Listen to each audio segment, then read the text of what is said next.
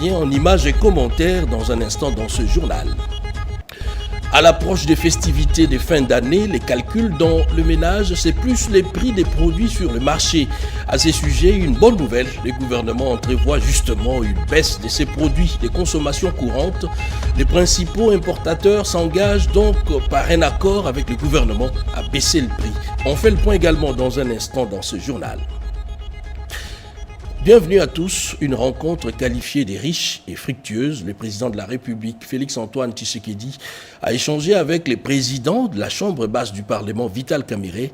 C'était plus autour des questions d'actualité, notamment les débats constitutionnels, le social, la situation sécuritaire dans la partie est du pays, mais également l'adresse devant les deux chambres du Parlement réunies en congrès du président de la République sur l'état de la nation. Le compte rendu dans ces reportages.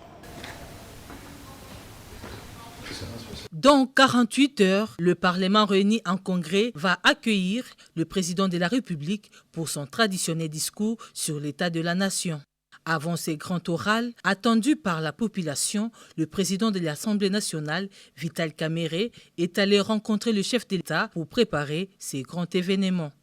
Au sujet de la Constitution, les speakers de l'Assemblée nationale adhèrent à l'idée de la mise en place d'une commission interdisciplinaire voulue par le chef de l'État. Nous avons balayé tous les secteurs de la vie nationale. Nous avons parlé du social des Congolais, de l'économie, et ceci nous ramène au développement. Bref, on a passé en revue les 145 territoires. En ce qui concerne la révision constitutionnelle elle-même, je voudrais rappeler aux uns et aux autres, évoquer cette question, ce n'est pas un tabou. C'est dans la même constitution, à l'article 218, où l'on prévoit le mode de sa révision et qui sont habilités à prendre une telle initiative. Au numéro 1, c'est indiqué le président de la République. Au numéro 2, c'est le gouvernement réuni en conseil des ministres.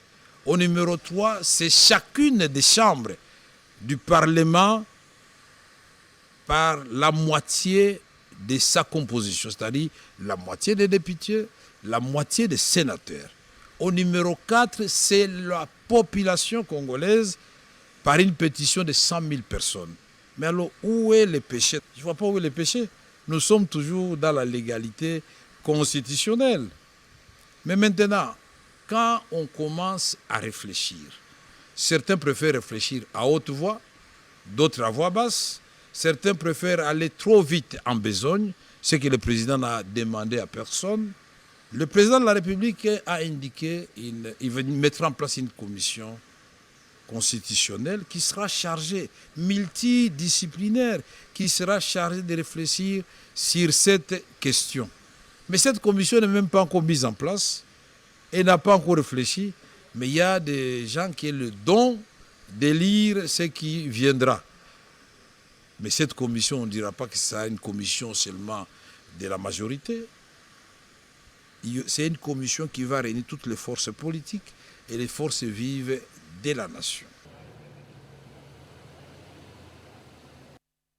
La corruption est un fléau qui ruine les économies. En marge de la journée internationale de la lutte contre la corruption, le chef de l'État Félix-Antoine Tshisekedi a procédé au lancement des travaux sur la lutte contre la corruption organisés plutôt par l'Inspection générale des finances et qui a regroupé les États membres des inspections